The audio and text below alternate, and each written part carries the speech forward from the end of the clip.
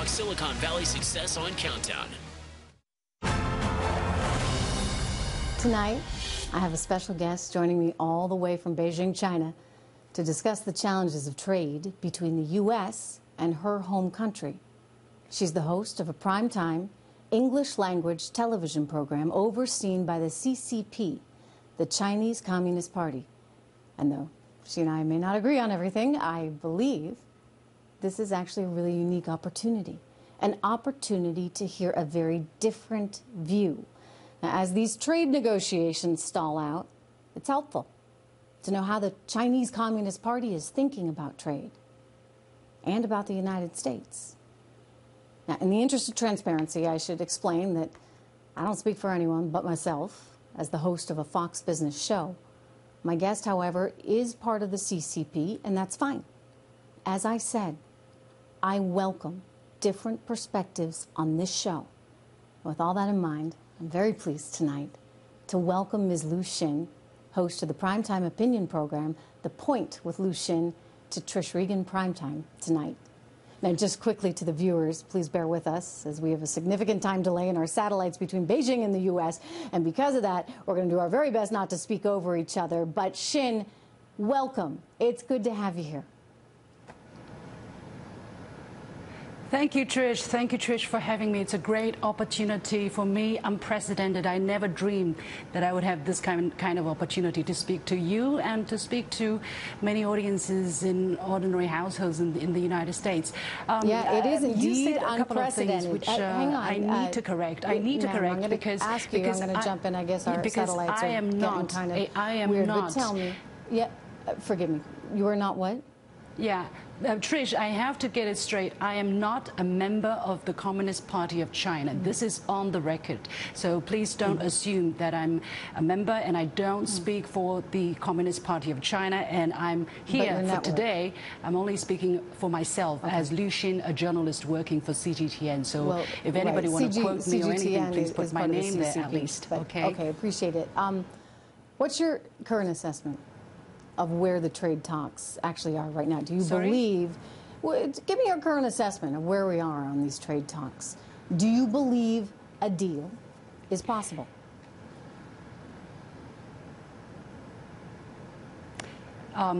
It is true that the satellite connection is not very good, but I believe that you're asking me where we are in terms of the trade negotiations. I don't know. I don't have any insider information. What I knew was the talks were not very successful last time they were going on in the United States, and now I think both sides are considering what to go next. But I think China has made the Chinese government has made its position very clear that unless the United States treat the Chinese government, treat the Chinese negotiating team with respect and show the willingness to talk without using outside pressure, there is high possibility that there could be a productive trade deal. Otherwise, I think we might be facing a prolonged period of problems for both sides. And I would stress that trade wars are never good. They're not good for anyone. So I want to believe, Xin, I want to believe that something can get done. And these are certainly challenging times. I realize there's a lot of rhetoric out there. But let me turn to one of the biggest issues, and that's intellectual property rights. I mean, fundamentally, I think we can all agree it's never right to take something that's not yours. And yet, in going through so many of these cases at the Independent World Trade Organization, the WTO, that China's a member of, as well as the DOJ and FBI cases, you can actually see some of them on the screen right now. There's evidence there that China has stolen enormous amounts of intellectual property, hundreds of billions of dollars worth. Now, that's a lot of money, but truly, I guess we shouldn't really care if it's hundreds of billions of dollars or just 50 cents. How do American businesses operate in China if they're at risk for having their property, their ideas, their hard work stolen? Well, I think, Trish, you have to ask American businesses whether they wanted to come to China, whether they find coming to China and cooperating with Chinese businesses has not been profitable or not, and they will tell you their answers. As far as I understand, many American companies have been established in China, and they're very profitable, and the great the great majority of them, I believe, plan to continue to invest in China and explore the Chinese market. Well, now U.S. President Donald Trump's tariff makes it a little bit more difficult, makes the future a little bit uncertain. I do not deny that there are IP infringement, there are copyright issues, or there are piracy, or even theft of commercial secrets. I think that is something that has to be dealt with, and I think the Chinese government and the Chinese people, and me as an individual, I think there's a consensus, because without the protection of IP right, nobody, no country, no individual can be stronger, can develop itself. So I think that is a very clear consensus among the Chinese society. And of course, there are cases where individuals, where companies go and steal, and I think that's a common practice probably in every part of the world. And there are companies in the United States who sue each other all the time over infringement on IP rights. And you can't say, simply because these cases are happening, that America is stealing, or China is stealing, or the Chinese people are stealing. And basically that's the reason why I wrote that rebuttal, because I think this kind of blanket statement is really not helpful, really not helpful. Well, it's not just a statement, it's multiple reports, including evidence from the WTO. But let me ask you about Huawei, because that's certainly in the headlines right now. Sure, I don't deny those. No, I don't deny those. Right, I mean, look, I think, as I said, we can all agree that if you're going to do business with someone, it has to be based on trust. And you don't want anyone stealing your valuable information that you've spent decades working on. Anyway, China passed a law in 2017 requiring tech companies to work with the military and the government. So it's not just individual companies, right, that might be getting access to this technology. It's the government itself, which is an interesting nuance. But I get that China is upset that Huawei is not being welcomed into the U.S. markets. I totally get it. So let me just ask you this. It's an interesting way to think about it. I think, what if we said, hey, sure, Huawei, come on in. But here's the deal. You must share all those incredible technological advances that you've been working on. You got to share it with us. Would that be okay? I think it is, if it is through cooperation, if it is through mutual learning, if it is through, if you pay for the use of this IP, of this high technology, I think it's absolutely fine. Why not? We all prosper because we learn from each other. I learned English because I had American teachers. I learned English because I had American friends. I still learn how to do journalism because I have American copy editors or editors. So I think that's fine so long as it is not illegal. I think everybody should do that, and that's how you get better, right? But you mentioned something pretty important, which is that you should pay for the acquisition of that. And, look, I think that the liberalized economic world in which we live has valued intellectual property, and it's governed by a set of laws. And so we all need to kind of play by the rules and play by those laws if we're going to have that kind of trust between each other. But I think you bring up some good points. Let me turn to China right now, which is now, wow, the second largest economy. At what point will China decide to abandon its developing nation status and, well, stop borrowing from the World Bank? Well, I think this kind of discussion is going on, and I've heard very live discussions about this. And indeed, there are people talking about China already becoming so big. Why don't you just grow up? Basically, I think you said it in your program as well. China grow up. Well, I think we want to grow up. We don't want to be, dwarfed or poor or underdeveloped all the time. But it depends on how you define developing country, right? If you look at China's overall size, the overall size of the Chinese economy, yes, we are very big, the world's #1. But don't forget, we have 1.4 billion people. That is over 3 times the population of the United States. So if you divide the second largest overall economy in the world, basically when it comes down to per capita GDP, we're I think, less than 1/6 of that of the United States, and even less than some other more developed countries in Europe. So you tell me, where should we put ourselves? This is a very complicated issue because per capita, as I said, is very small, but overall it's very big. So we can do a lot of big things, and people are looking upon us to do much more around the world. So I think we are doing that. We're contributing to the United Nations. We are the world's biggest contributor to the UN peacekeeping missions, and we're giving out donations and humanitarian aids and all of that because we know we have to grow up. And Trish, thank you for that reminder. Let's get to the tariffs. I've seen some of your commentaries too, and Xin, I appreciate that you think China could lower some of its tariffs. I watched you say that, and I'm totally in agreement with you. In 2016, the average tariff, effectively a tax, that was charged on an American good in China was 9.9%. And that was nearly 3 times what the U.S. was charging. So what do you say about this? What do you think about saying, hey, you know, to heck with these tariffs. Let's get rid of them altogether. Would that work? I think that would be a wonderful idea.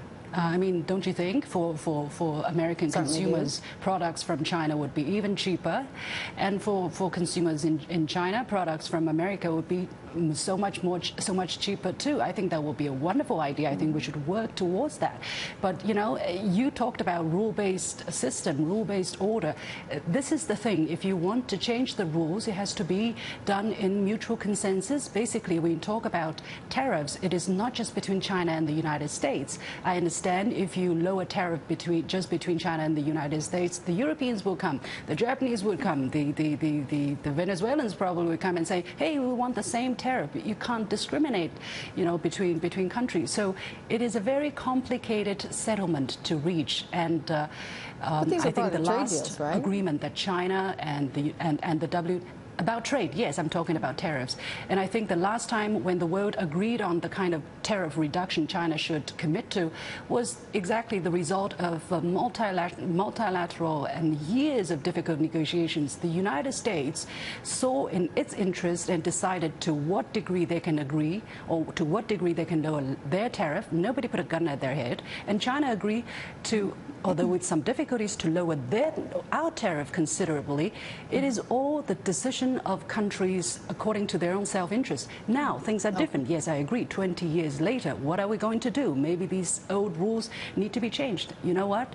Let's talk about it. Let's do it according to the rules, the same rules. If you don't like the rules, we'll change the rules. But again, it has to be a multinational, a multilateral decision I process. would just say, you know, you can go back to the trade agreement of 1974, Section 301. There is a rule that enables the United States to use tariffs to try and influence the behavior of China should it be stealing our intellectual property. And that, I think, in some ways is part of what this all comes back to, and it's this sense of trust. And I hear you on the forced technology transfer, and I think that some American companies perhaps have made some mistakes in terms of being willing to overlook what they might have to give up in the near term. But this is an issue, I think, where the country as a whole needs to step in, and we're seeing the United States do that, perhaps in a way that hasn't happened. I mean, it's been in the background. Don't get me wrong. I think previous administrations have identified the challenge, but have really been a little unwilling to take it on. So we're living in these very different times. How do you define state capitalism? You mean how do I define? Sorry, I didn't hear the last thing. You mean forced technology transfer, or so-called state forced capitalism. technology transfer? No. Well, I guess forced technology transfer may be part of that, but state capitalism. In other words, one of the things that I would technology transfer, and somehow you kind of skid it away. I'm playing you a compliment here. Hang on one second, Xin. I want to say that I think, you know, your system of economics is very interesting because, you know, you have a capitalist system, right? But it's state-run. So talk to us about that. How do you define it? Well, we would like to define a socialism with Chinese characteristics, where market forces are expected to play the dominating or the deciding role in the allocation of resources. Basically, you know, let the market. We want it to be a market economy, but there are some Chinese characteristics. For instance, some state-owned enterprises which are playing an important but increasingly smaller role, maybe in the economy. And everybody thinks that China's economy is state-owned, everything is state-controlled, everything is state. But let me tell you, it is not the true picture. If you look at the statistics, for instance, 80% of Chinese employees were employed by private enterprises. 80% of Chinese exports were done by private companies, were produced by private companies. About 65% of technological innovation were carried out by private enterprises. The largest, some of the largest companies that affect our life, for instance, some internet companies or some 5G technology companies, they are private companies. So we are, yes, a socialist economy with Chinese characteristics, but it's, you know, not everything state-controlled, state-run. It's not like that. We are actually quite mixed and very dynamic and actually very, very open as well. Well, I think you need to probably keep being open. I think that you know, as a free trade person myself, I think that's the direction to pursue. And ultimately, that leads to greater economic prosperity for you and better economic prosperity for us. And so then you get a win-win. But absolutely. This was interesting. I appreciate you being here.